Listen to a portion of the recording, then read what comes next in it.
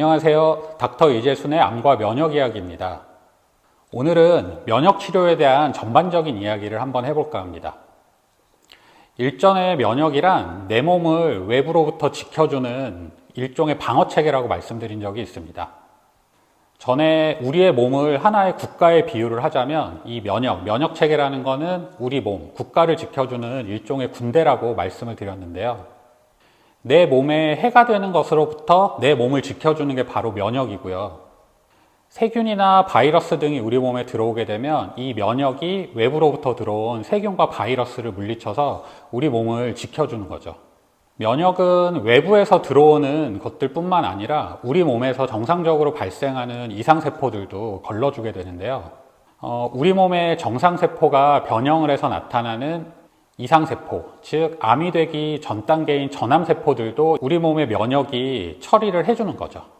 이 말은 즉 우리 몸의 면역력이 충분하다면 암세포 등의 이상세포도 우리 몸의 면역으로서 어느 정도 컨트롤이 가능하다는 거고요. 바로 이 개념에 의해서 각종 면역항암 치료를 시행을 하게 되는 겁니다. 면역치료는 여러 가지가 있습니다. 직접적으로 암을 치료를 해주는 항암제 중에서도요, 3세대 항암제라 그래서 이러한 면역을 이용한 면역치료 항암제들이 있죠. 하지만 제가 말씀드리는 면역치료는 이러한 3세대 항암제는 아니고요, 보조적으로 우리 몸의 면역력을 증강시키고 더불어 항암 효과도 가지고 있는 그런 치료제들을 의미합니다. 그렇다고 해서 이러한 면역치료가 우리가 일반적으로 면역을 증강시키기 위해서 복용하는 어떤 건강기능식품이나 영양제 등과는 조금 차이가 있고요. 일단 대표적인 면역치료제로서는 사이모신 알파1과 미슬토 주사제를 예로 들 수 있습니다. 사이모신 알파1과 미슬토의 경우에는 저희 나라 식약처에서 정식으로 종양의 보조치료제로서 정식 허가를 받은 그런 약품들입니다. 그렇기 때문에 암 환자분들의 경우 이런 치료를 받으셨을 때 비급여 치료임에도 불구하고 실손보험에서 어느 정도 보장을 받으실 수 있는 거고요. 이외에도 고용량 비타민 C 치료나 글루타치온, 치옥트산, 셀레늄 같은 치료 방법들이 있는데요. 이러한 방법들은 정식으로 암 치료제로서 허가를 받은 건 아니지만 여러 가지 연구를 통해 암 치료에 있어서 도움이 되고 암에 해로운 작용을 한다고 알려진 그런 약제들입니다. 일종의 원래 사용과는 다른 방법으로 사용을 하는 오프라벨 유즈라고 생각을 하시면 될 것 같습니다. 이러한 면역치료는 여러 가지 장점을 가지고 있지만 가장 큰 장점으로는 암치료 전이든 후든 언제든지 치료를 적용을 할 수 있다는 점일 것 같습니다. 우리가 표준치료로서의 항암치료를 받게 될 때는 물론 이제 환자분들의 병기에 따라 다르겠지만 일반적으로는 정해진 횟수와 기간이 있게 됩니다. 내가 원한다고 치료를 몇 번 더 받거나 덜 받을 수는 없다는 얘기인데요. 이에 비해 면역치료는 암 진단을 받은 직후에 다른 표준치료를 시작하기 전에도 치료를 적용을 할 수 있고 여러 표준치료를 받는 중간에도 같이 치료를 진행을 할 수 있고 모든 표준치료가 끝난 후에도 적용을 할 수 있다는 게 아주 큰 장점이라고 볼 수 있습니다.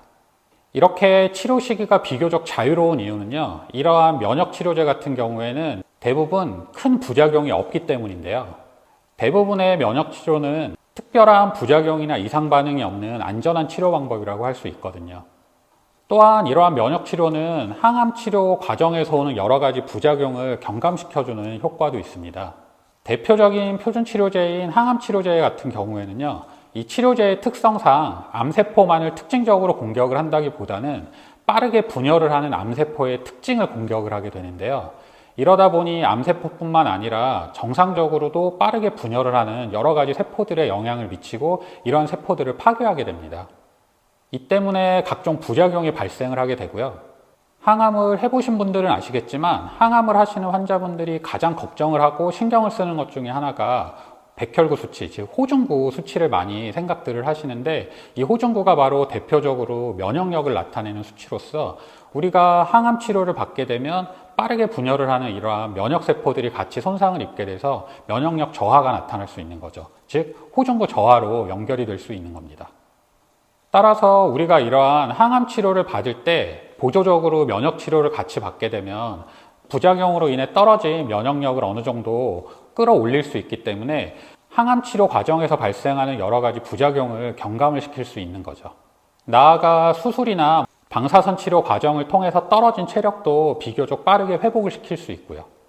물론 이러한 면역 치료가 만능은 아니기 때문에요. 몇 가지 단점도 존재를 하게 되는데, 첫 번째는 의료보험이 적용이 되지 않는 비급여 치료이기 때문에 비용이 어느 정도 발생을 한다는 게 단점이고요. 또 다른 단점으로는 단일 치료만으로서는 아주 큰 효과를 보기는 어렵다는 점을 들 수 있습니다. 오늘은 면역 치료에 대한 전반적인 이야기를 해보았는데요. 면역 치료는 단일 치료로서의 효과는 조금 적을 수 있지만 안전하고 언제든 치료를 적용을 할 수 있다는 점이 아주 큰 장점입니다.